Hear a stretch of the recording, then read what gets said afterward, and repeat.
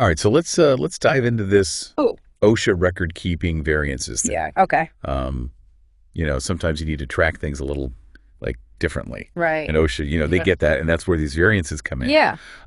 We've got some good resources to help us unpack this today. Yeah. Info straight from OSHA's website and a Safety One Source YouTube video. Perfect.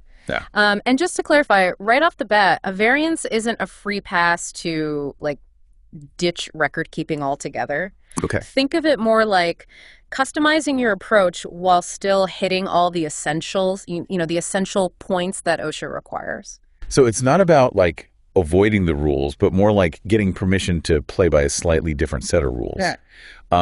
What would make a company even consider going down this path? That's a great question. Yeah. It could be that a company's structure or the industry they're in just doesn't mesh well with OSHA's standard methods. Right. Maybe they've got a ton of remote locations, or the work itself is super dynamic and constantly evolving. Mm-hmm. The key is the alternative system still has to capture the same information that OSHA needs. Yeah. And of course, it can't hinder the overall goals of the Occupational Safety and Health Act. So it's like saying, hey, OSHA, we get what you're trying to do, right, but our map to get there looks a little different. Yeah. Yeah. Exactly. What are some real-world examples where this actually plays out? So imagine you're a construction company with crews constantly moving between sites. Yeah. Keeping track of injuries and illnesses in that environment using traditional methods could be a logistical nightmare. Right. A variance might allow them to use a more mobile digital system, for example. Oh, okay. That makes sense. Or think about healthcare, where patient privacy is paramount. Right. A variance could help them tailor their record keeping to protect sensitive information while still meeting OSHA's reporting requirements. Okay. That makes sense. So let's say a company decides to pursue a variance. Okay. What's the first step they should take? Do they just send OSHA a strongly worded email? Not quite. Okay. It all starts with a formal petition to the Assistant Secretary of Labor for Occupational Safety and Health. Oh, wow. And trust me, this isn't just a quick email. Okay. This petition needs to be comprehensive and meticulously documented. Sounds intimidating. It can. What kind of information needs to be in this petition to even get OSHA's attention? First, you've got the basics: company name, address, the states where the variance would apply, and a detailed list of all the business establishments involved. But here's where it gets interesting. You have to lay out exactly why you think a variance is necessary. Okay. What's not working with the standard methods. Got it. What unique challenges are you facing? Right. And then the heart of the petition, your proposed alternative system. You need to spell out precisely how you'll collect the required information. Yeah. And most importantly, demonstrate that it achieves the same level of safety and reporting as OSHA's standard procedures. So you're not just asking to do things differently. Right. You're proving that your way is just as effective. Right. If not better for worker safety and transparency. Exactly. But what about the employees themselves? Yeah. Do they get a say in this whole process? Absolutely. In fact, employee involvement is crucial. Okay. The company has to prove they've notified employees about the variance petition. Got it. This might mean giving them a copy or posting a summary in the workplace. Transparency is key. Absolute. Makes sense. Yeah. So you've submitted this incredibly detailed petition. Then what? Yeah. Does it just vanish into the OSHA abyss? Not at all. Okay. OSHA has a very structured review process. Okay. First, they give employees and their representatives a chance to weigh in, their insights, concerns, the whole 9 yards. And they might even open the petition for public comment. Wow. Through the Federal Register. So there's a lot of scrutiny. There is. What exactly is OSHA looking for during this review? Yeah. Is there a secret formula for getting approved? The Assistant Secretary is the ultimate decision maker. Okay. And they're laser focused on whether the proposed system genuinely meets those core criteria. Okay. Collecting all the necessary information, serving the purpose of Occupational Safety and Health Act, and not hindering its administration. Yeah. And let me tell you, they don't just rubber stamp these things. So even with a perfectly crafted petition, there's no guarantee. Right. What happens if a company thinks, oh, we're waiting anyway, might as well start using our new system? Right. Is that a good idea? That's where things get tricky. Okay. And Honestly, it's a common misunderstanding. Yeah. Unfortunately, no. Okay. You absolutely cannot use the alternative system until the variance is officially approved. Gosh. You have to stick with the standard OSHA regs until then. I guess that makes sense. Yeah. You wouldn't want companies just going rogue while they're waiting. Right. But what if a company already has a citation Yeah. for not following those standard regulations? Yeah. Does a pending variance petition have any impact on that? Nope. Okay. A pending variance petition won't magically erase any existing citations or penalties. Okay. In fact, the assistant secretary might even choose not to review a petition Oh, wow. if it covers something a company has already been cited for, Okay. especially if that citation is still being disputed. Okay. It gets pretty complicated. So companies really can't sweep existing problems under the rug with a variance petition. Nope. Let's say everything goes smoothly. Okay. The petition is approved. Mm-hmm. They're granted the variance. Yeah. Are they good to go forever? Well, not necessarily. Okay. There's always the chance that the assistant secretary could revoke the variance down the line.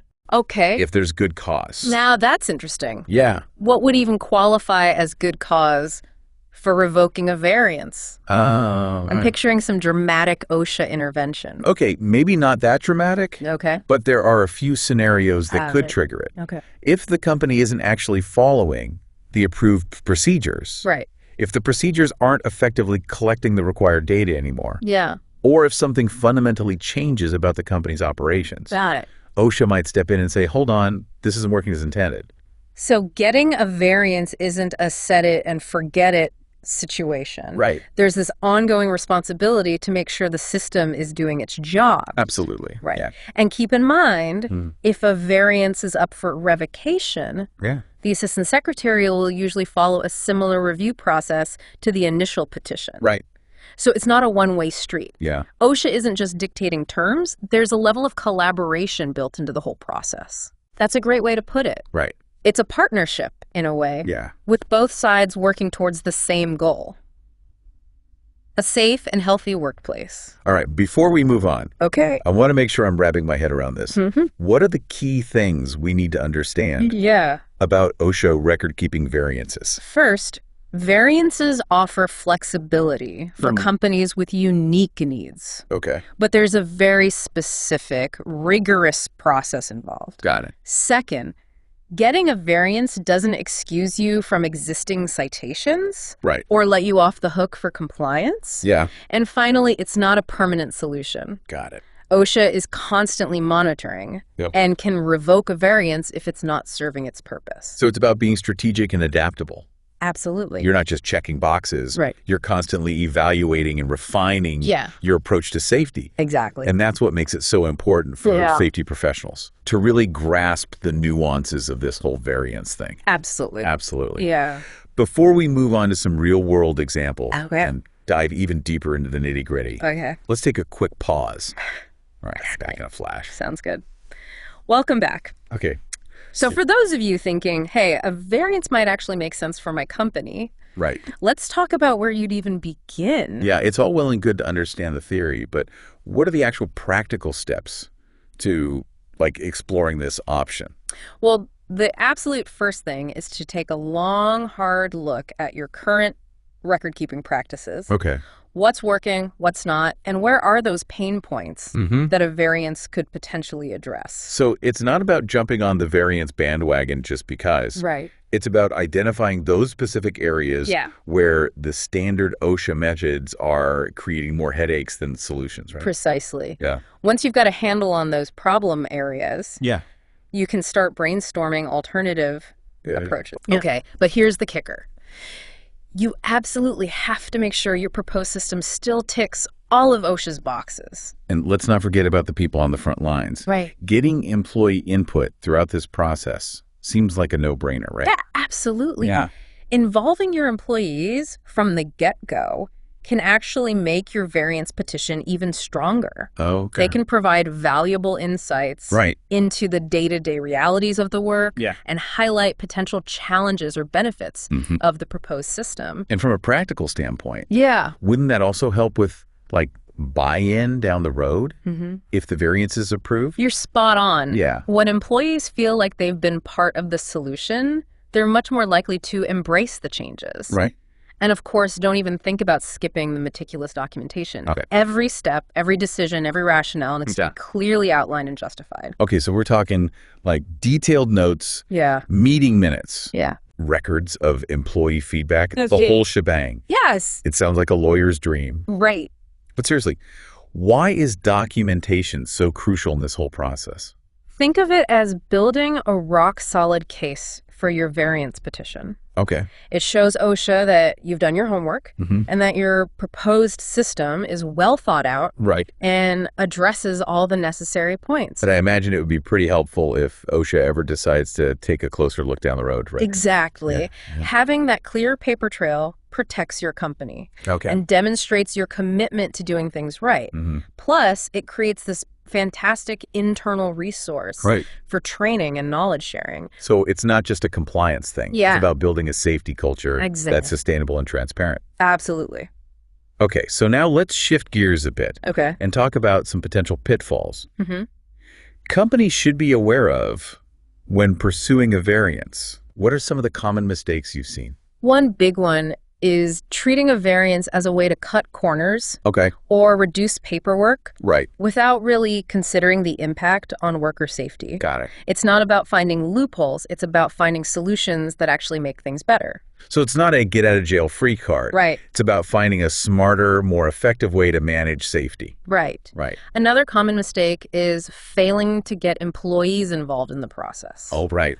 Remember, they're the ones who will be most impacted by any changes to the record-keeping system. Of course. Their feedback and insights are absolutely invaluable. It all comes back to that idea of collaboration and transparency. Absolutely. Now let's zoom out a bit and think about what the existence of variances tells us about OSHA's overall approach to safety.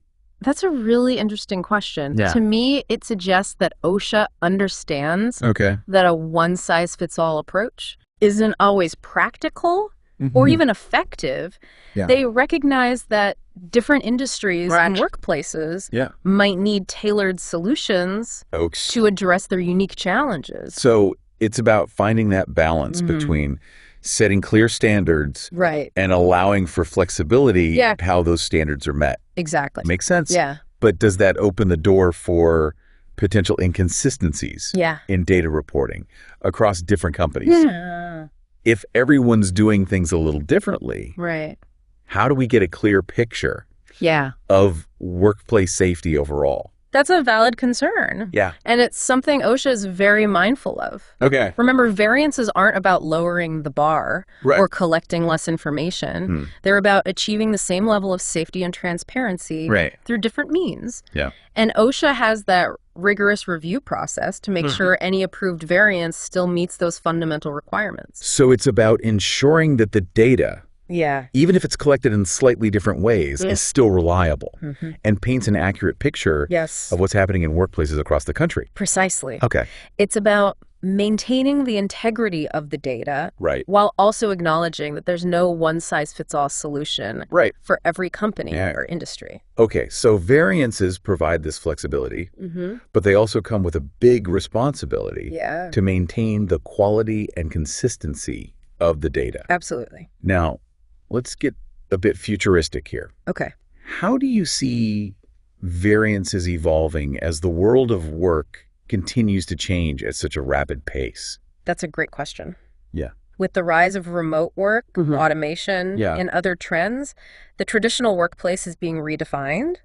I think we might see OSHA exploring more dynamic and flexible approaches to variances to keep pace with these changes. So instead of these very formal, rigid processes, maybe we'll see more agile systems that can adapt to new work models and emerging technology. Exactly. Imagine a system where variances are reviewed and updated more frequently, allowing companies to adjust their approaches as their workplaces evolve. Oh, that's interesting. Or perhaps a digital platform that streamlines the entire process, making it easier for companies to submit petitions and collaborate with OSHA. That would be a game changer. It would open up the possibility of variances to a much wider range of companies, especially smaller businesses that might not have the resources to navigate the current system. Exactly. It would democratize access to variances, and empower more businesses to create truly tailored safety programs that fit their unique needs and circumstances. So it's about recognizing that safety is not a static concept. It's a journey. Absolutely. And we need systems that can adapt and evolve alongside the changing world of work. That's a great way to put it. Yeah. It's about embracing innovation and finding solutions that are both effective and adaptable. Before we move on to our final thoughts, I want to bring it back to our listeners. Yeah. The safety and risk management professionals out there. Absolutely. What are the key takeaways they should be walking away with from this deep dive? First and foremost, view variances as a potential tool in your safety toolkit. Okay. They're not just a bureaucratic hurdle. They're an opportunity to improve your safety program and better protect your workers. And approach variances strategically. Absolutely. Don't just jump in because it seems like a good idea. Right. Conduct a thorough assessment, get your employees involved, and document every single step. Absolutely. Right. And never stop learning. Right. The world of safety is constantly evolving. So stay informed about any changes or updates to OSHA regulations related to variances. Great advice. Yeah. Knowledge is power, and understanding the nuances of variances can empower you to make informed decisions that benefit your company and, most importantly, your workers. That's the ultimate goal, isn't it? Yeah. Creating a safer and healthier work environment for everyone. Couldn't have said it better myself. All right. We've covered a lot of ground today, from the nuts and bolts of OSHA regulations to the future of variances in a rapidly changing world. But before we wrap things up completely, let's take one last quick break to gather our thoughts. That's good. We'll be right back with our final insights and a challenge for you to consider. All right, we're back and ready to wrap up our deep dive into OSHA record-keeping variances. We've covered a lot of ground, but I want to leave you with a final thought that's really been swirling in my mind. All right, I'm all ears. So we've talked about how variances allow companies to customize their approach to safety while still meeting OSHA's requirements. Yeah. But what if we took that idea a step further? What if we viewed variances not just as a way to comply, but as a way to truly excel in safety? I like where you're going with this. Yeah. It's shifting the mindset from how do we meet the minimum to how do we go above and beyond to create the safest possible workplace. Exactly. Instead of seeing variances as a reactive measure to address specific challenges, what if we saw them as a proactive tool to drive innovation in safety? That's a powerful concept. Yeah. Imagine companies using variances to pilot new technologies, experiment with different safety training methods, or even develop entirely new ways to collect and analyze safety data. And imagine the ripple effect that could have. Yeah. If companies are empowered to push the boundaries of safety through variances, we could see a real transformation in workplace safety culture across the board. It's about moving beyond compliance and embracing a culture of continuous improvement. Yeah. Where safety is not just a box to check, but an integral part of the company's DNA. I love that. So for all of you safety and risk management professionals out there, here's my challenge to you. Don't just think about variances as a way to fix what's broken. Think about them as a way to build something even better. It's about using variances to not just meet OSHA's standards, but to exceed them, to create a workplace where safety is not just a priority, it's a source of pride. That's a fantastic point to end on. Yeah. Thanks for joining us on this deep dive into OSHA record-keeping variances. Thanks for having me. Remember, knowledge is power. And the more we understand about these tools, the better equipped we are to create a safer and healthier world of work for everyone. Absolutely. Till next time, stay safe, stay informed, and keep pushing the boundaries of what's possible in safety.